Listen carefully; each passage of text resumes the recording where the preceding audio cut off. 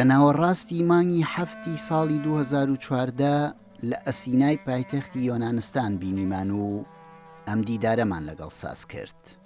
ساڤاس کەلەندەریدیس سەبارەت بە ڕووداوێکی گرنگی مێژووی سیاسی کورد قسەی بۆمان کرد. سەرەتای ساڵی 1999 دەستگیرکردنی عەبدوڵڵا ئۆجەلان سەرۆکی پارتی کرێکارانی کوردستان و ڕادەستکردنەوەی بە تورکیا لە ڕووداوە گرنگەکانی کوردستان، تورکیا و ناوچەکە بوو. ساڤاس کەلەندەریدیس شایەتێکی گرنگی ئەو ڕووداوەیە. ساڤاس کەلەندەریدیس کارمەندی پێشووی دەستگای هەواڵگری یۆنانستان و یەکێک لە گۆڤانە زیندۆکانی گەلە کۆمەچەی نێودەوڵەتی لە دژی ئۆجەلان پاشتر کتێبێکی سەبارەت بەو گەلە کۆمەچیە نووسی. کتێبەکە کە ناوی ڕادەستکردنی ئۆجەلانە بە زمانی یۆنانی لە ئەسینا ساڵی 2007 و بە زمانی تورکیش لە ئیستانبول ساڵی 2011 بڵاو کراوەتەوە.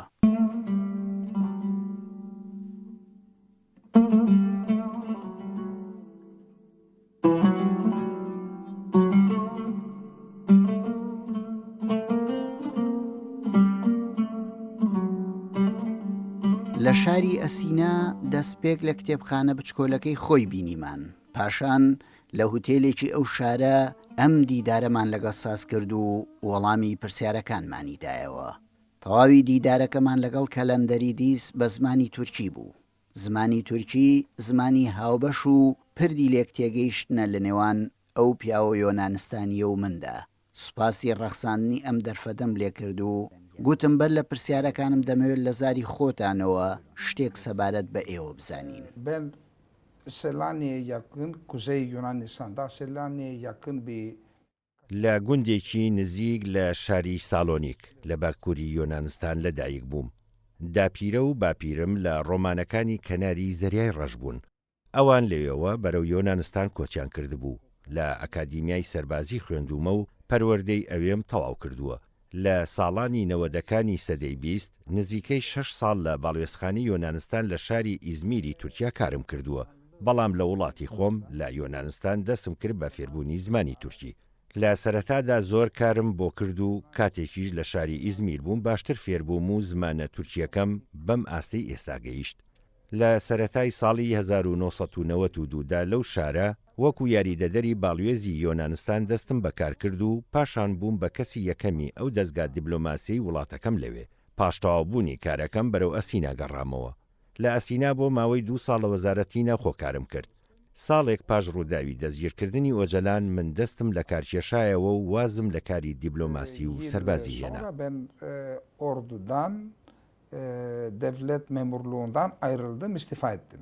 لە کاتێکدا لە شاری ئیزمیر کارتان دەکرد ڕوبەڕووی هیچ کێشەیەک بوونەوە لەلایەن دەوڵەتی تورکیاوە؟ Ben İzmir'de ticari ateşesi ve siyasi ateşesi olarak çalıştım.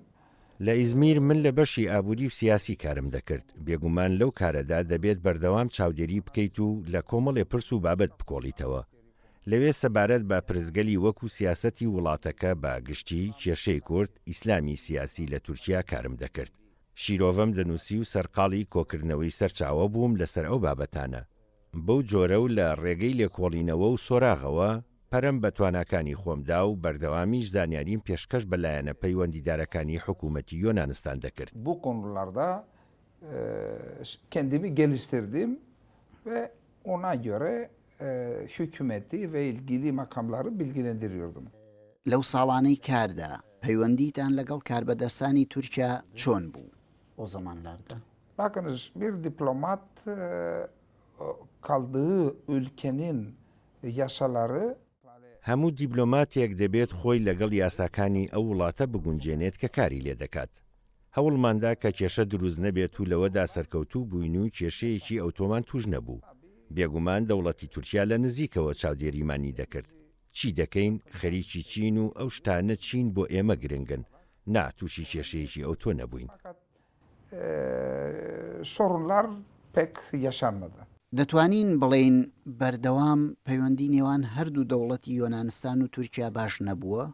ئەو دەمەی ئێوە لە تورکیا بوون پەیوەندیەکە چۆن بوو؟ O zaman bozuk değil, o zaman çok gergin bir süreç idi.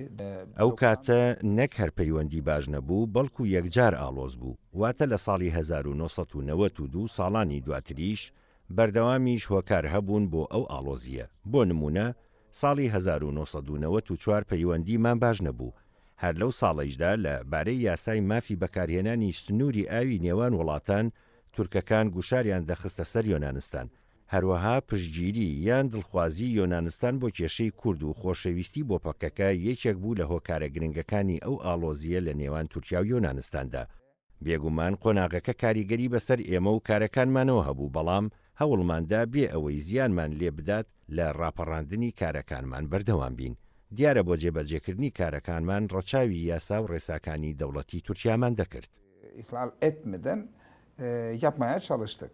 لە نێوان یۆنانستان و تورکیادا کێشەکە هەر ئەوە نییە لە ئاستی سیاسیدا ئاڵۆزی هەبێت بەڵکو لە کۆمەڵی ئاستی تر و تەنانەت لە نێوان خەڵکی هەردوو وڵاتدا ئاڵۆزی و لێک ناحاڵی بوون هەیە ئەوانە هەموو لە کێشەکانی مێژووە سەرچاوە دەگرن یان هۆکاری تریش هەن لەرە قارش. Bakınız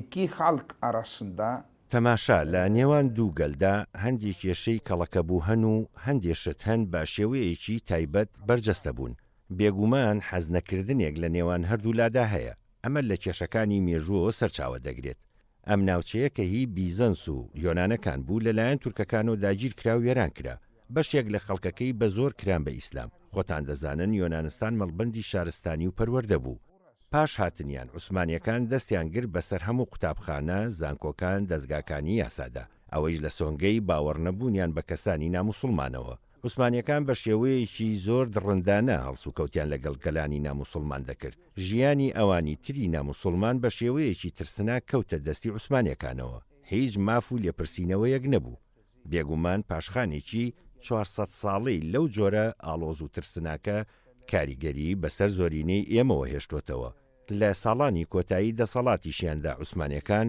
خەڵکی ناوچەکانی تراکیا بۆندوس کەناری زەریای ڕەش ئاسیای بچووک ئەنادۆڵ و شوێنانی تریان بە کۆمەڵ دەکوشت ئەو کۆمەڵکوژیانە لەلایەن ڕێکخراوی تورکە لاوەکانەوە پلانیان بۆ دادەڕێژرا و جێبەجێ دەکران هەر لەو ڕۆژگارەدا ئەرمەن و ئاسووری و ڕۆمەکانیان لەناوبرد ئەو ڕووداوانە لە یادەوەری خەڵکدامانەوە ئەوانە ڕووداوی گەورن و کەسانێکیان یان دایک و باوەک یاخود خوشک و برایان لە دەستداوە دەیجێڕنەوە و بەوانی تری دەگەێنن ئەو بەسەرهاتانە دەماودەم لە لای مرۆڤەکان بەیەک دەگەن و بەو شێوەیە لە یادەوەریدا بە زیندوی دەمێننەوە جێڕانەوەی بەردەوامی بەسەرهاتەکان لە کۆمەڵگادا بە زیندوی دەهێڵێتەوە پاش ئەو ڕووداوانش شەڕ هەڵگیرسا و یۆنانەکانیش هێرشیان کرد لەو ڕۆژگارەدا ترسی لە ناوچوونی تەواوی تورکیا هاتە ئاراوە ڕاستێکی ئەوەیە ئێستا لە لای هەردوو گەل ئەو هەستە هەیە کاتێک لە ساڵی 90ەکاندا خەبات و بزوتنەوەی کوردایەتی لە تورکیا لە پەرەسەندن و گەشە سەندندا بوو تورکیا لەو پەیوەندیەی نێوان یۆنانستان و کورد زۆر پڕ بوو ئەوان هەوڵیان دەدا ئەوە بکەن بە ئامێرێک و بەکاری بێنن